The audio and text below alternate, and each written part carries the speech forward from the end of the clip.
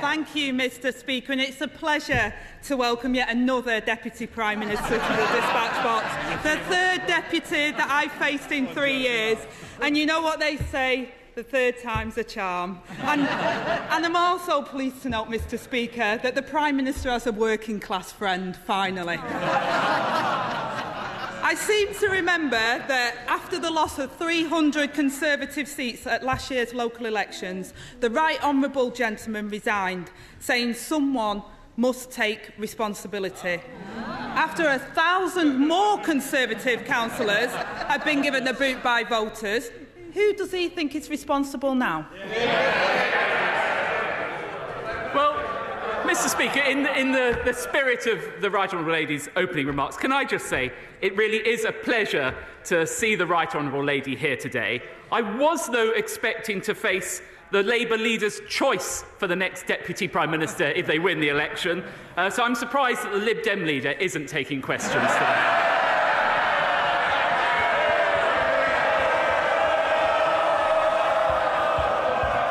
Mr Speaker, you will forgive me, Mr Speaker, you will forgive me if I take the Right Honourable Lady's predictions with a pinch of salt. After all, she confidently predicted that the Right Honourable Member for Islington North would one day be Prime Minister. Remember, this is a man who wanted to abolish the army, scrap Trident, withdraw from NATO and abandon Ukraine. And what did she say to that? She couldn't wait for him to be Prime Minister. Deputy Prime Minister. Mr Speaker, it's absolutely amazing that while the Labour Party is preparing to govern with a Labour majority, his party is starting to prepare for opposition, Mr Speaker. And this week, at the National Conservative Conference, a member for Devisers blamed the country's problems on a new religion. He even hit out at the dystopian fantasy of John Lennon. The member for Pentonstone and Stockbridge said identifying falling birthing rates is the overarching threat to the UK. She criticised woke teaching for destroying children's souls and causing self-harm and suicide among people. And the Right Honourable Member for North East Somerset really let the cat out the bag when he said parties that try to gerrymander end up finding their clever schemes come back to bite them, as dare I said we found when insisting on voter ID. The Right Honourable gentleman opposite, while working in Number 10, said he had to listen to the radio every morning to find out what was really going on in the country. Apparently, he was surprised on a daily basis by what he learned. And most of his time was spent on day-to-day crisis management.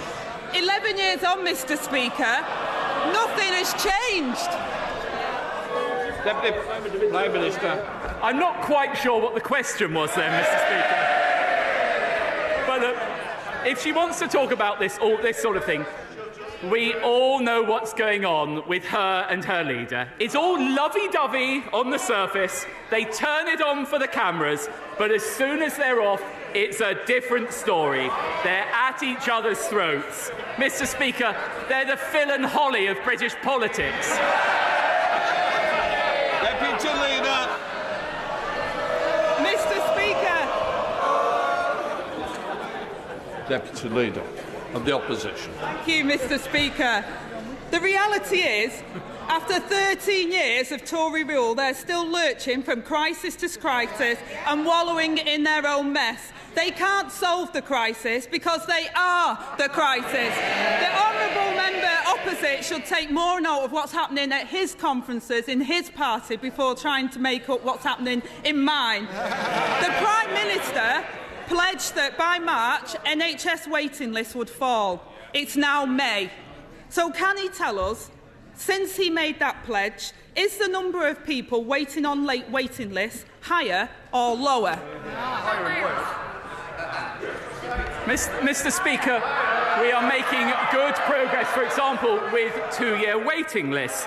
But the Right Honourable Lady seems to forget a crucial fact. The United Kingdom experienced an unprecedented pandemic.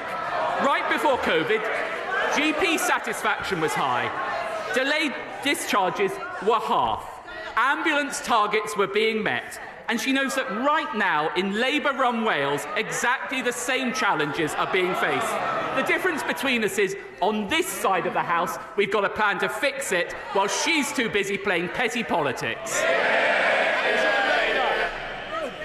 Mr. Speaker, even before the pandemic, waiting lists were going up. So it doesn't wash that this government, after 13 years in power, is blaming everybody but themselves for what people are having to put up with. He appears to be claiming that 11,000 patients waiting more than 18 months is an achievement. The last Labour government reduced waiting times from 18 months to 18 weeks, and he can come back to me when he's achieved that.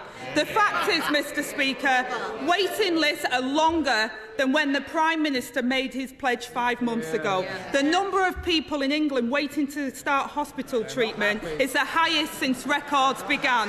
7.3 million patients left waiting.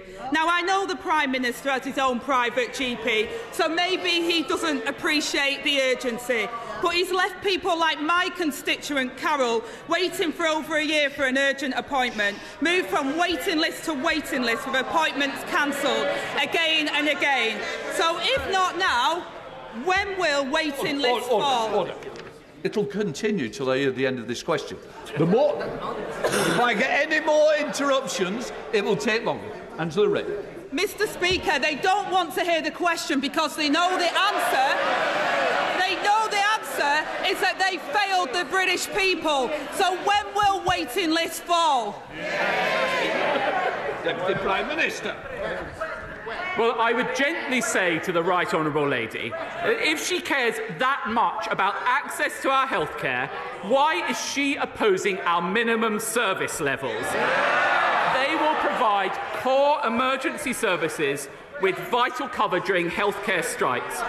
Does she not think that vulnerable patients deserve that level of care, or is she too weak to stand up to her union paymasters? Angela Rayner. Mr. Speaker, we all want minimum service levels. It's this government that have failed to provide minimum service levels in all of our trains, in all of our public services, because they've run them down and mismanaged them for the last 13 years. Now, it's not just waiting times, Mr. Speaker. 13 years after the Landmark Marmot review into child poverty, Sir Michael says this government is on track to make child poverty worse, with more than a quarter of our children living in poverty last year. When I was a young mum, I remember the sick feeling in my stomach not knowing if my wages would cover the bills. Yet his government has taken a wrecking ball to measures by the last Labour government to eradicate child poverty, even abolishing the child poverty unit. They tried to justify this by saying they no longer needed a child poverty unit because they've abolished the child poverty targets. So can he tell us what level of poverty he considers to be a success?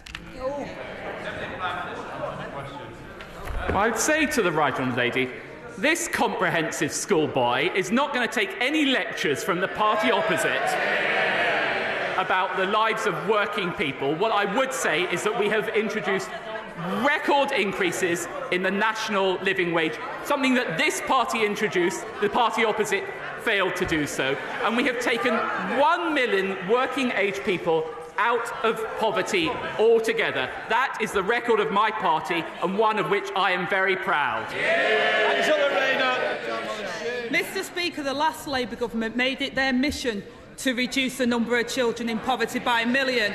We achieved that. Under the Tories, child poverty is nearly back to the level it was when Labour last inherited the Tory mess. After 13 years of the Tories, they're stuck in a conveyor belt of crisis. And while his party is preparing for opposition with their Trump Tribute Act conference over the road, Labour are focused on fixing the real problems facing British people.